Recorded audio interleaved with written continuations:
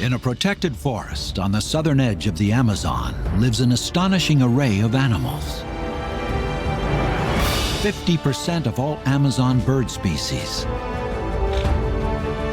Sleepy giant otters, smelly peccaries, and its greatest ambassador, the spider monkey. Here, life plays out in the oldest tropical forest on the planet, under the watchful eyes of scientists eager to uncover its secrets.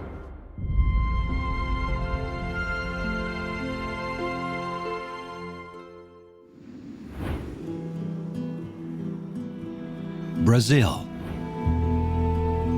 a land of many habitats and many creatures.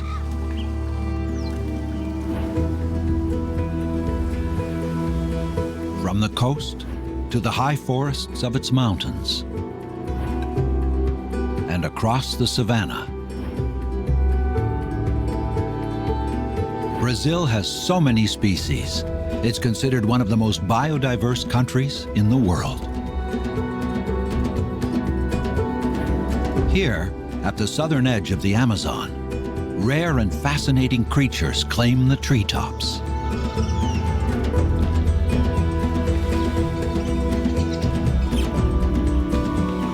Agile acrobats, whose lanky limbs and long prehensile tails make them masters of this world. They're white-whiskered spider monkeys.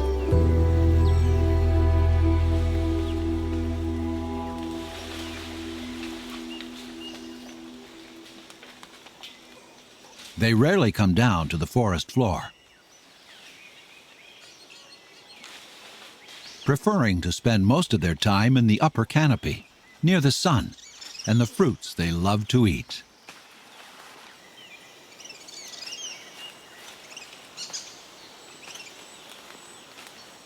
Their long tails grasp branches so they can dangle or fly through the canopy.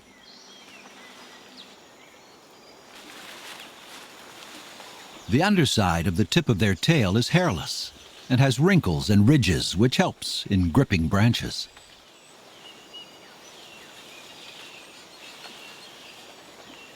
Another revolutionary adaptation is the almost complete absence of a thumb. Scientists used to think this was a primitive characteristic, but not anymore.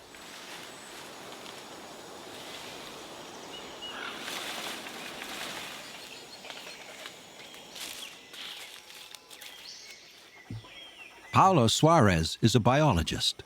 She spent 10 months observing the white-whiskered spider monkeys as part of her studies. When you talk about the scientific name, it means imperfect, only because the person who described the animal saw that they didn't have the opposable thumb, which makes us, in our idea, look perfect, but actually it's a perfection that evolution brought to the genus so they can locomote better. The lack of thumb is an adaptation that's evolved over time as spider monkeys became specialized canopy dwellers. The monkey's 4 remaining fingers are curved together like a hook, which makes it easier to grab and swing from branch to branch.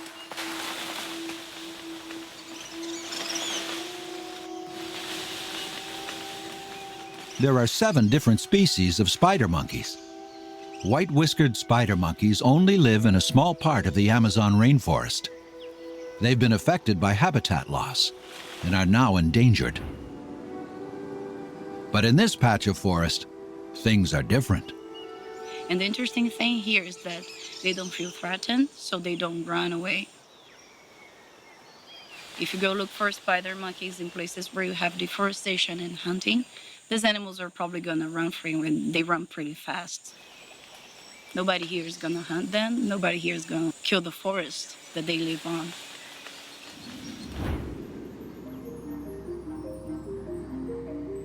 This place is special because it's a protected private reserve. Almost 11,500 hectares of undisturbed old forest have been set aside.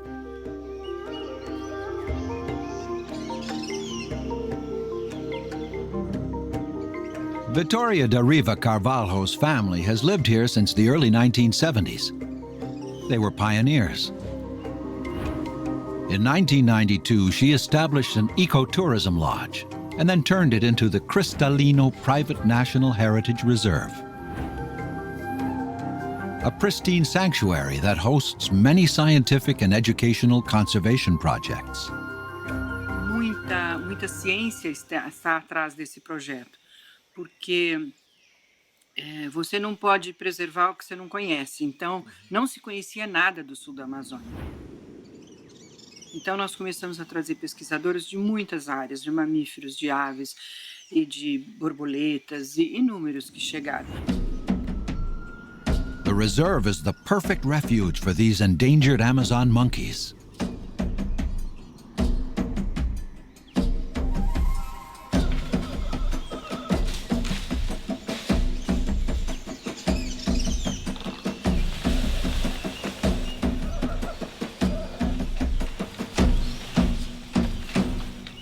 There is this subgroup of 7 individuals.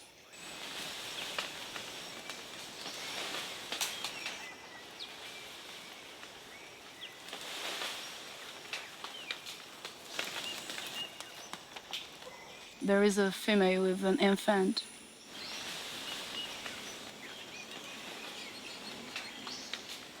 And the female with the infant is just like resting.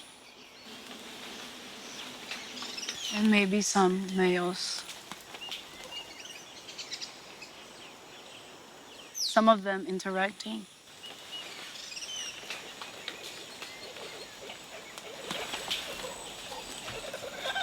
Like most monkeys, they are social and live in a troop. The troop is composed of 15 to 25 males, females, babies, and juveniles. But they're rarely all together at the same time. The troop divides into smaller subgroups during the day, especially during the dry season, when food is harder to find. Scientists call this fission fusion.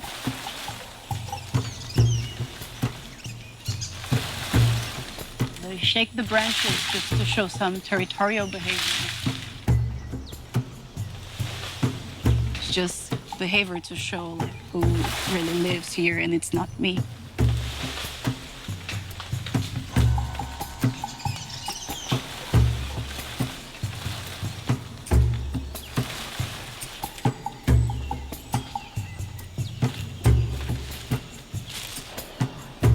More than 80% of their diet is fruits, but there are no fruits for these two females and their babies today. So they settle for green leaves.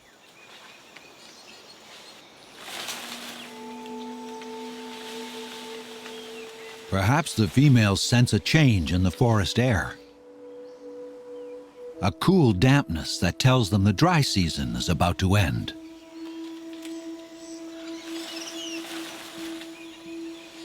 When the rains come, the trees will bear fruit again. That time is not far away.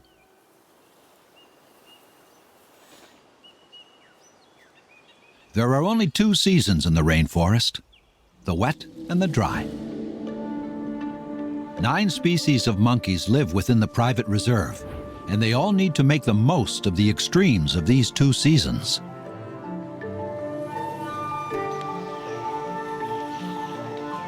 There's rarely any aggressive interaction between species, and they'll often share the same tree.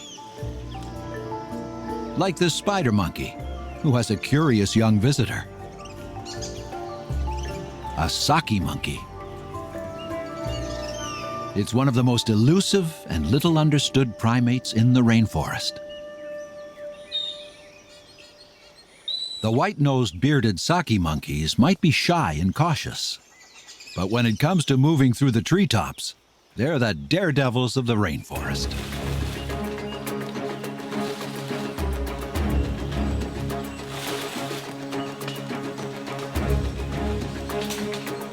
Some call them flying monkeys.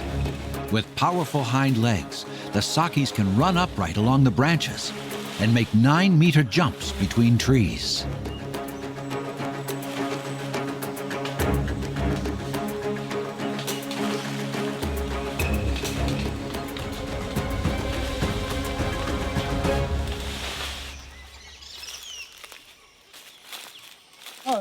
The Turkey monkey.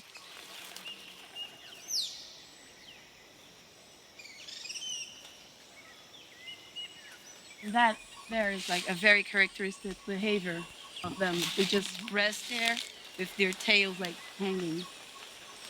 And this species is endangered because people you kill them to get their tails for cleaning the houses, like little brooms to take off the dust.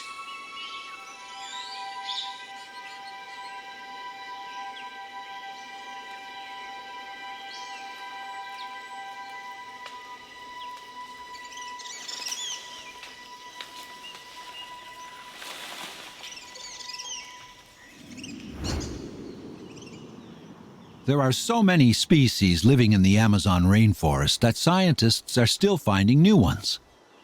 Some are endemic and are only found in the Amazon. They include saki and the white-whiskered spider monkey. Others can be found through much of South and Central America, like the capuchin monkey. And according to the Guinness Book of World Records, the loudest land animals in the world, the howler monkey.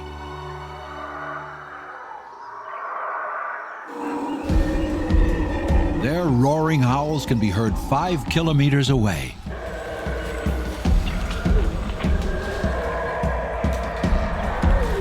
The secret to the howler's big noise is the shape of its hyoid bone. The bone creates a sort of resonance chamber that makes their calls really ring out. Their long-distance calls send a clear message to the neighborhood. Beware, this is my territory.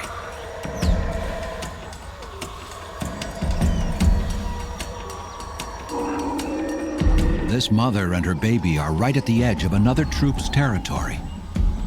In their search for fruit, they ventured far from their group. It's worth the risk, as ripe fruits are hard to find at this time of year. They're a tasty addition to this leaf eater's usual diet.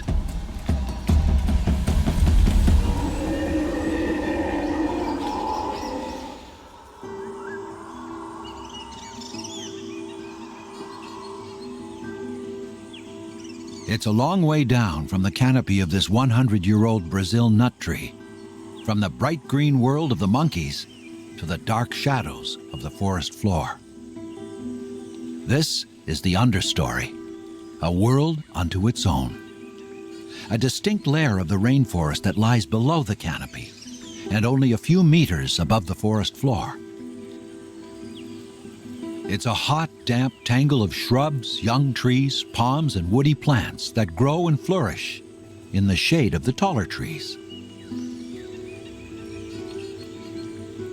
Many of the plants in the understory have evolved large, flat leaves to absorb as much sunlight as possible.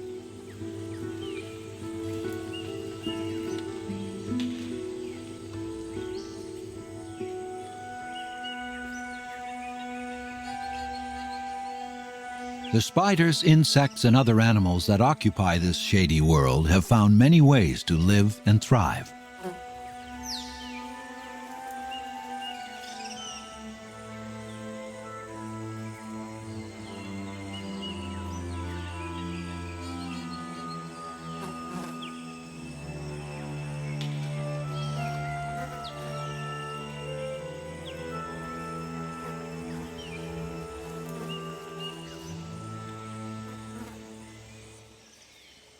The Amazon rainforest is thought to be the oldest tropical forest in the world, and ants have lived and worked here from the very beginning. One of the most industrious and ingenious species is the leafcutter ant.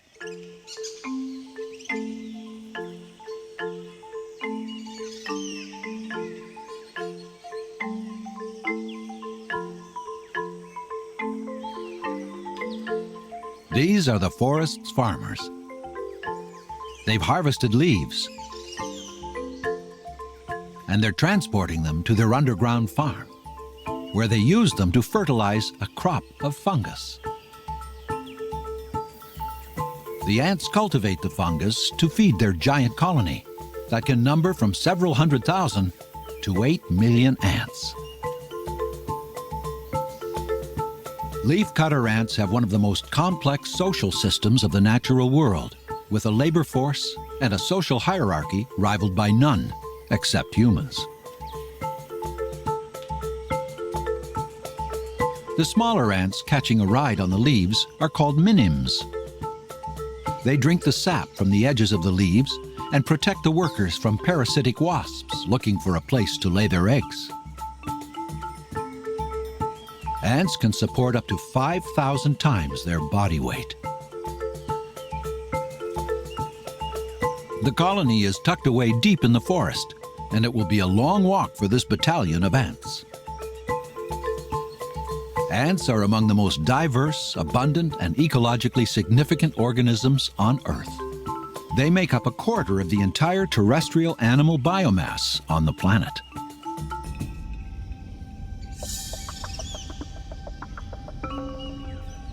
There are many ant species in the rainforest, and they're all specialists.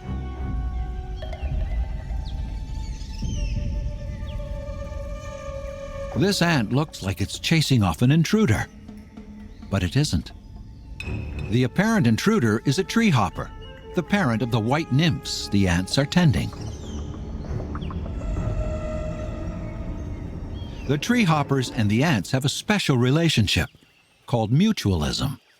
The ants protect the nymphs, which in turn provide a crop of sugary honeydew as a tasty payment.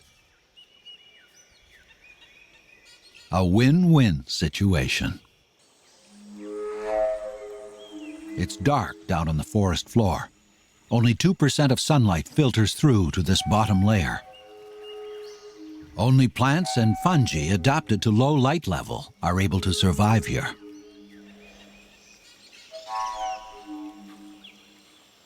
But this warm and humid layer is home to a huge number of decomposers. Dead things, leaves, branches, and animals decay quickly. It's also home to one of the smelliest animals in the forest. So stinky, their scent arrives before they do.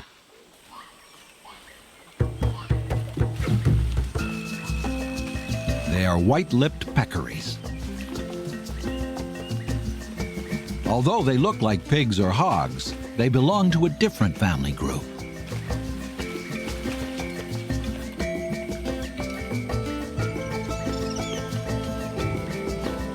But just like pigs, peccaries will eat almost anything: seeds, roots, bird eggs, lizards, and even soil. Their smell comes from a special musk gland located on their rumps. They use it to identify other herd members and to mark their territories. This herd of peccaries is returning to one of its favorite places, a salt lick.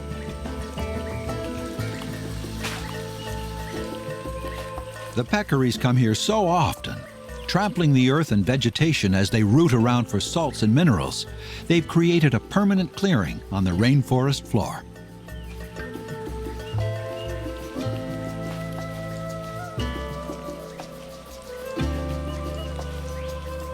Rainforests are lush up above, but the soil is poor in nutrients, so the peccaries need to add salt to their diet of fruits and leaves to maintain healthy bone and muscle growth. And they get other important minerals by eating the soil.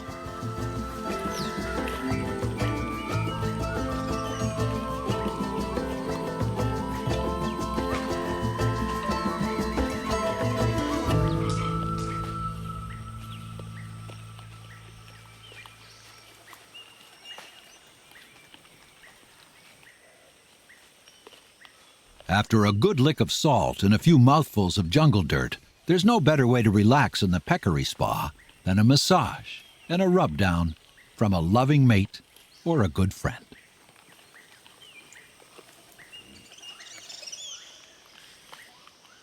Peccaries are a favorite food for many rainforest predators, so they are always on the alert.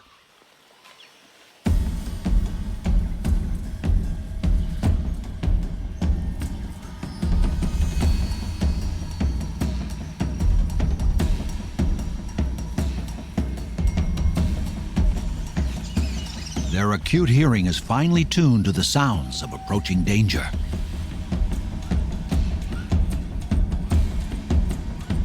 and even the faintest rustle of leaves sends the herd packing.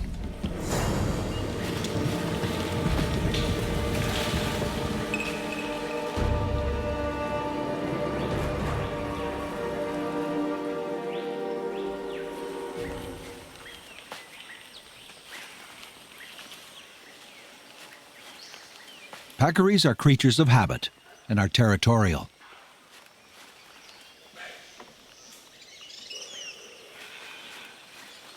With a last satisfying roll in the mud, this one marks the spot with his powerful scent, a squirt from the musk gland on the back of his rump.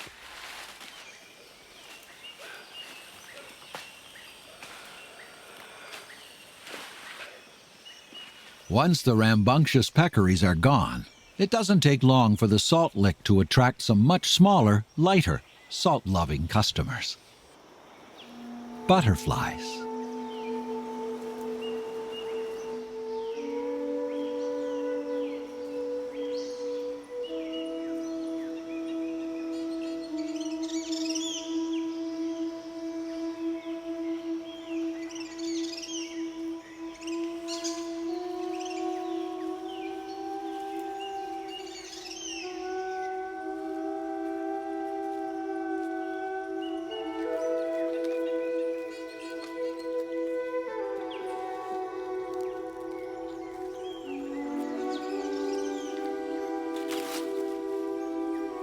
Researcher Luisa Santiago spends many months in the reserve to observe this beautiful and diverse group of rainforest insects. This one is Marpesia chiron, or chiron daggerring in common name. It's probably the most common butterfly here in the Salero. Salero is Portuguese for salt lick, and butterflies also need their minerals. They need salts for their metabolism, and so they search for these salts in the ground, just as the peccaries do.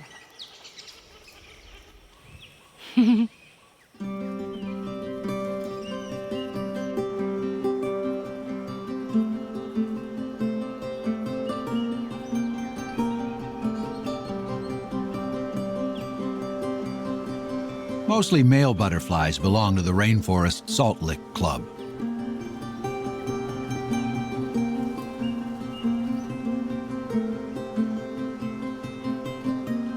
Female butterflies usually prefer to get their salt from the nectar of plants and flowering trees.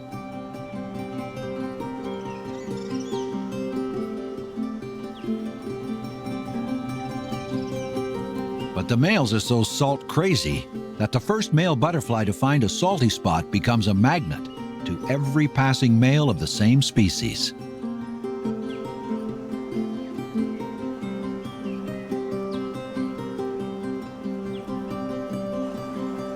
And soon, hundreds, even thousands of male butterflies jam the salt licks. They have a special technique for collecting and processing their salt lick cocktails. It's called mud puddling. They suck up moisture from the damp ground, then pump the water through their bodies and extract the minerals. They excrete the filtered water back onto the ground, where it can dissolve more minerals, which can then be re-imbibed.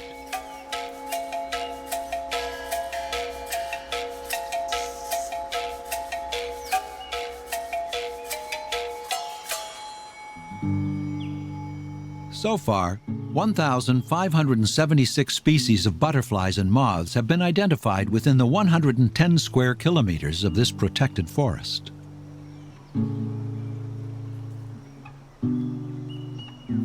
On this trip alone, Luisa has identified 70 species. That's more than in the entire United Kingdom, which has only about 59 species of butterflies.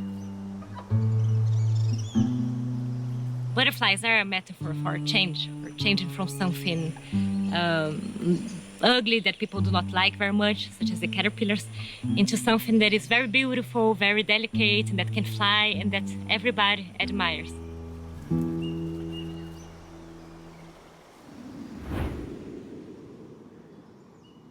A river snakes through this patch of forest.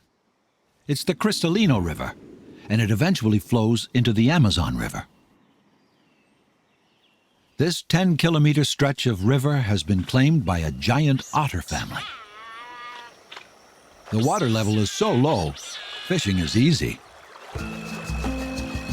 Each otter needs to eat 3 or 4 kilos of fish every day. And although they hunt together, each otter catches and consumes its own prey. No sharing.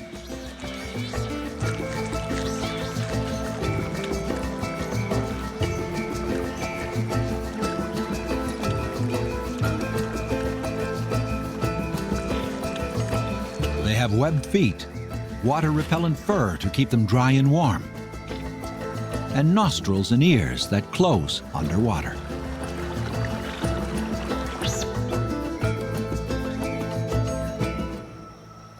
The otters know how to relax after dining.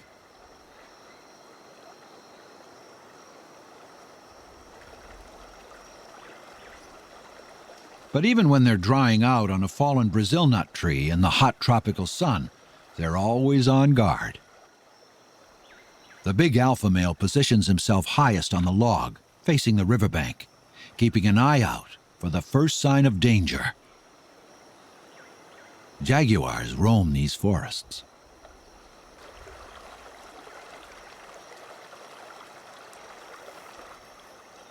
The mother keeps tabs on her young one with a gentle touch of her long, powerful tail.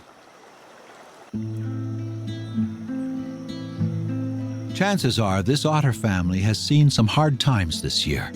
Most families normally have 4 cubs. 3 may have already been killed.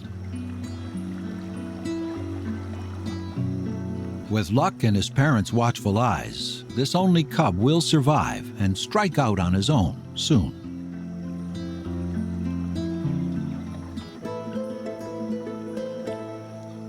Their days of basking in the sun next to a slow-moving river will soon be over.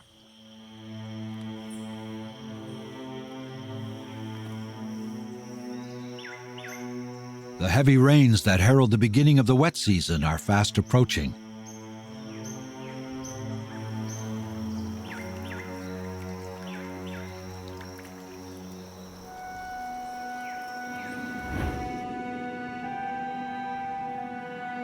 Every day, the trees of the Amazon rainforest, the largest tropical forest on the planet, release 20 billion tons of water vapor into the sky.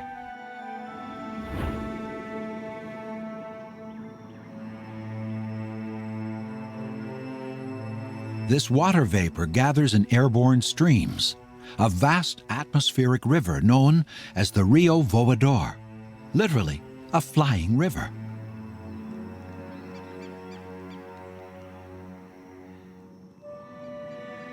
The clouds carry the water down to southern Brazil and as far as northern Argentina.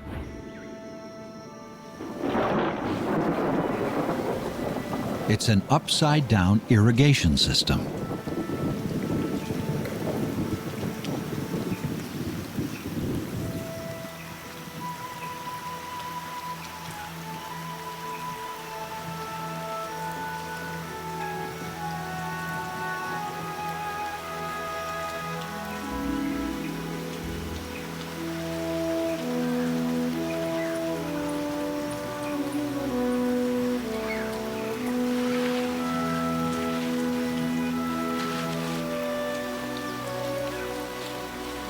In the downpour, some white-whiskered spider monkeys find shelter under the thick canopy.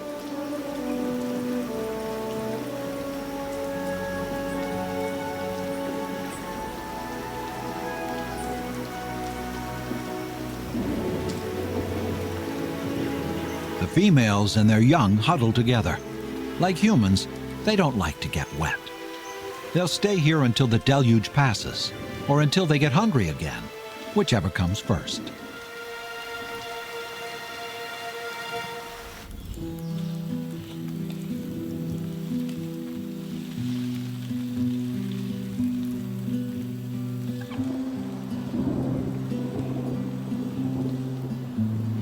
The heavy seasonal rains are the lifeblood of all the layers of the rainforest.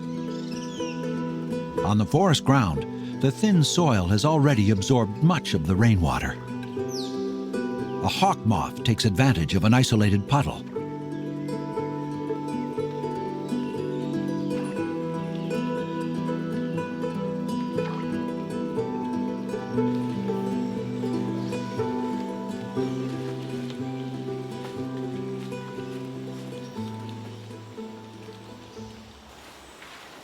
After the rain subsides, the spider monkeys leave their shelter and start foraging for fruit. They're messy eaters, which makes them important seed dispersers.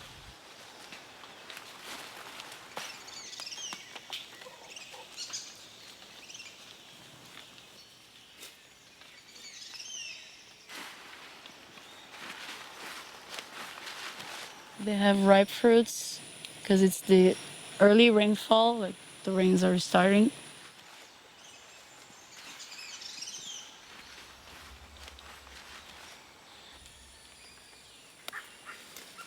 And they usually fall on the ground. So we can see they're falling now because they're just eating the whole fruit.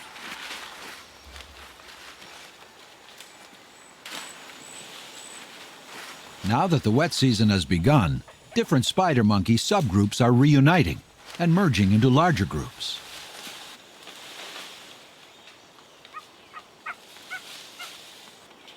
They separated earlier in the dry season as a way to avoid conflict when food was scarce.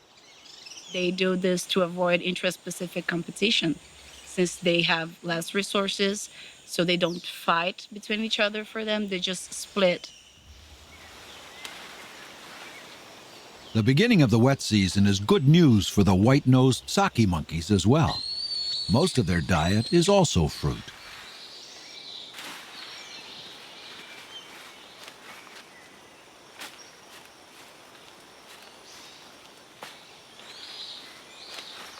But they'll eat almost anything they can get their hands on, including flowers, insects, leaves, and even rodents and bats.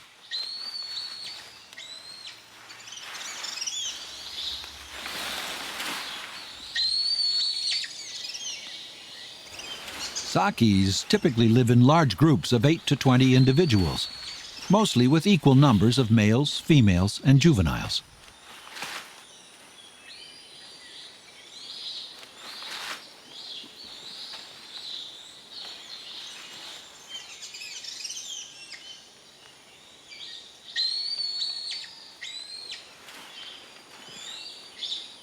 Curiously, adult male sakis prefer to spend most of their time with other males.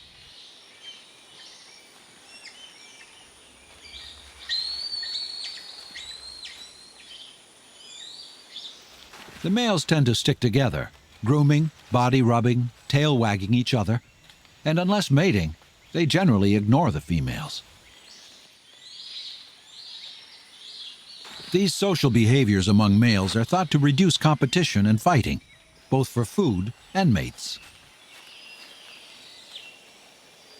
The adult female sakis spend most of their time caring for the young.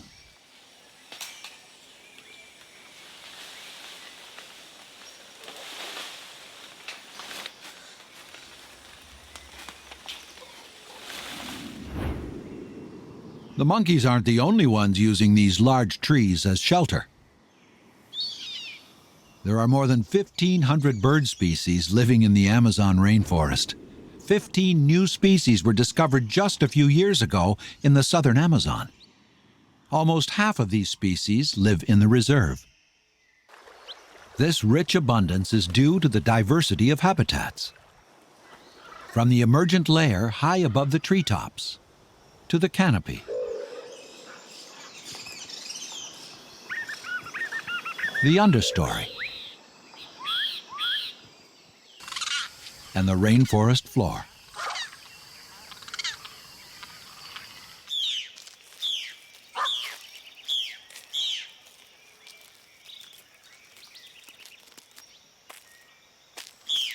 Francisco de Carvalho Souza is a local bird specialist at the Cristalino Reserve. Aqui tem 600 espécies de aves já registradas.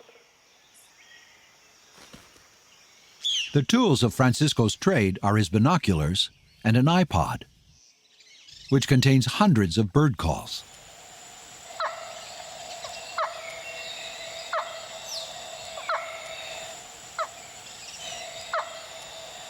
In the dense forest, birds live in a world of sound, and so do the people who want to find them.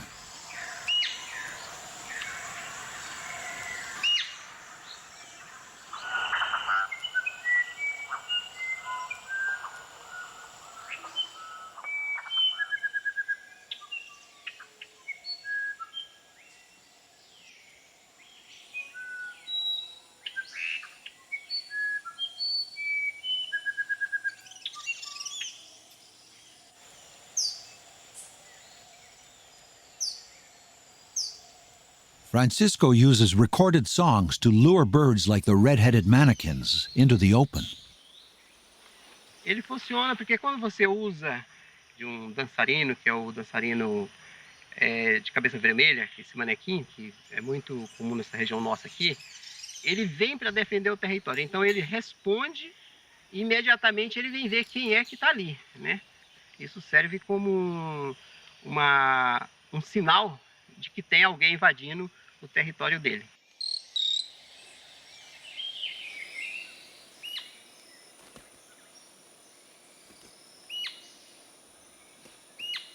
Birds that answer Francisco's recordings aren't just being friendly.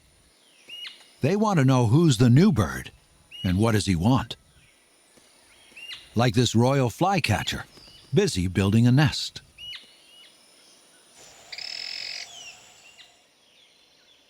Is he a threat? Or perhaps a potential mate?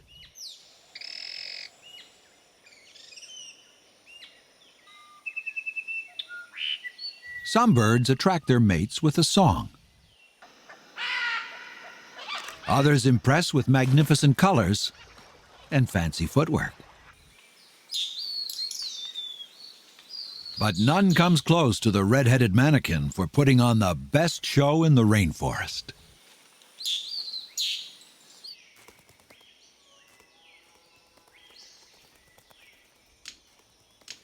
The male makes a clicking sound by rubbing and plucking his wingtips together, a bit like a cricket, over 100 times a second. His feet make the moves. It's a high-energy moonwalk.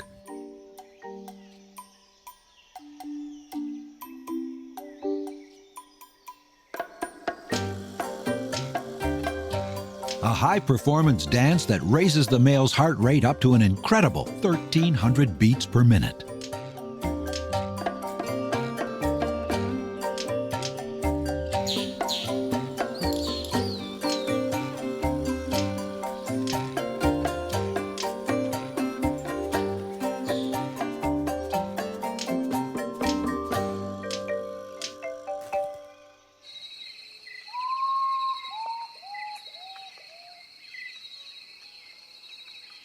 But show business isn't for everyone.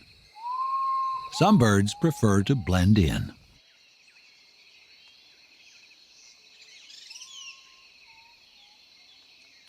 Patus are a master of disguise. They're nocturnal insect eaters. They choose a perch near dead tree branches during the day. Then hide in plain sight. Thin slits in their upper eyelids let them keep a lookout, while their eyes appear to be closed.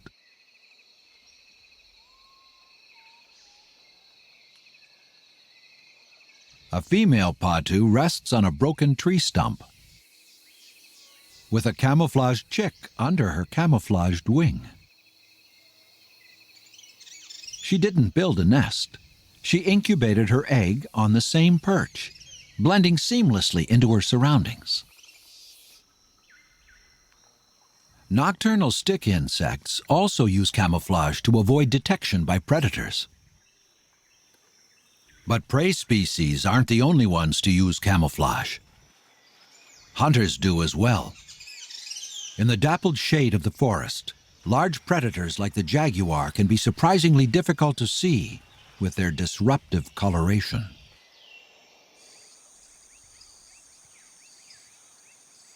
Some butterflies use another kind of deception.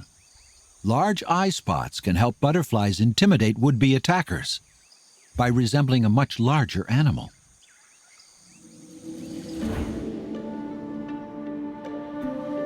The rivers and streams are a muddy brown, colored when heavy tropical rains wash tons of sediment into the rivers. They slowly wind their way across the flat Amazon basin.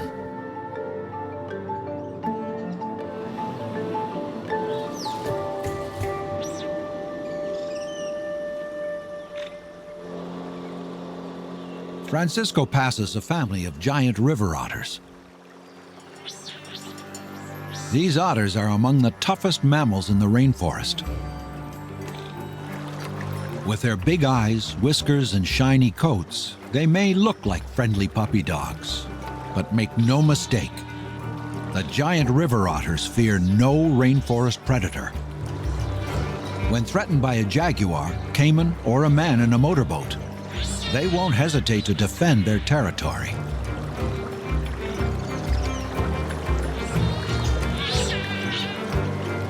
When danger approaches, they come together, rise up out of the water using their powerful tails, and confront their opponents.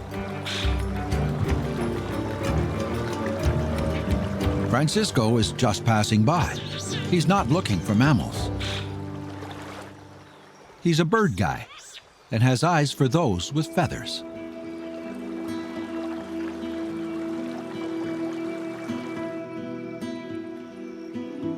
Like the little green kingfisher who's got the perfect physique for diving in the rivers and streams, the body of a sparrow, and the long bill of a heron.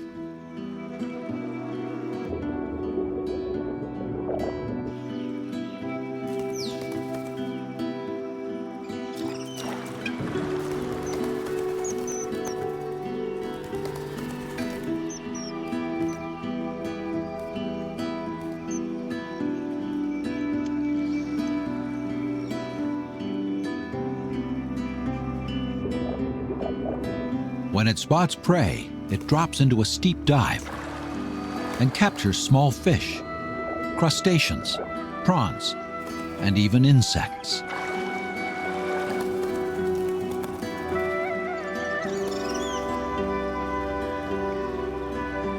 It takes just a few weeks for a young kingfisher to learn this skill.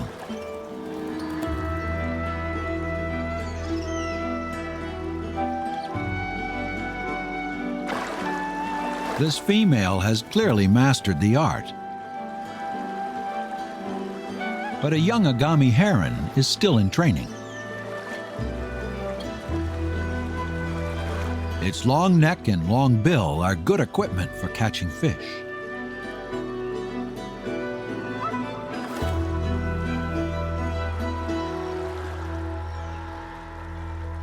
But it's discovering that fishing takes skill and practice. And maybe it can take a few tips from an older bird.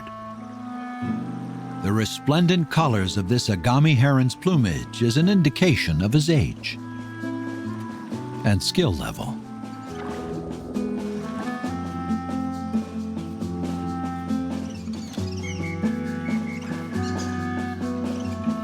Agami herons mature when they're about 3 years old. That's when they're ready to mate. By this age, they're hunting pros.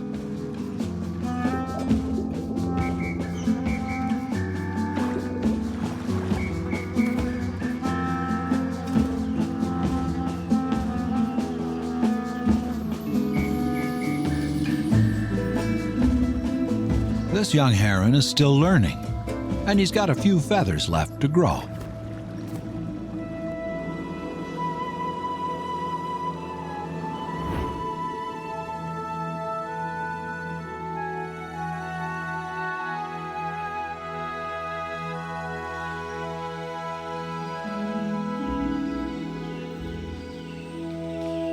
As the young spider monkeys mature and gain their independence, they'll start to develop a mental map of all the fruiting trees in their territory.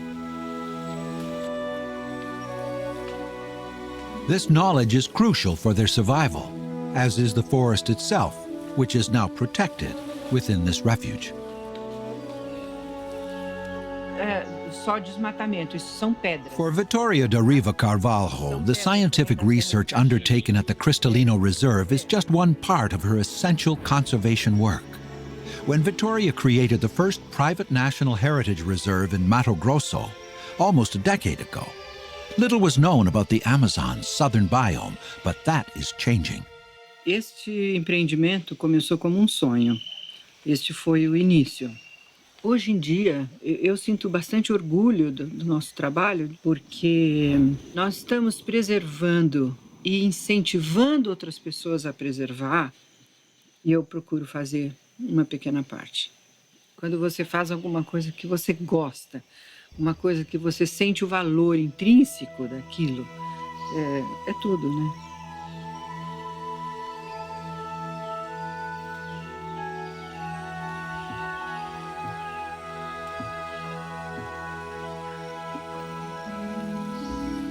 Every conservation program needs its ambassador, including the southern Amazon. Here, the diplomat-in-chief is the spider monkey. The spider monkey is the flagship species of Cristalino. And what it means is that this species is like almost like the spokesperson or spokesmonkey, if you will, for the whole forest, since he needs like a well-sustainable forest to exist. I mean, he has high needs. He needs fruits. He needs to live in tall evergreen forests. Therefore, if the monkey is preserved, so the whole forest is preserved, and then the whole other animals that live within it. The spider monkeys and the other monkeys living in the forest have nothing to fear. The Cristalino Private National Heritage Reserve is protected and will be the monkeys' refuge for many more years to come.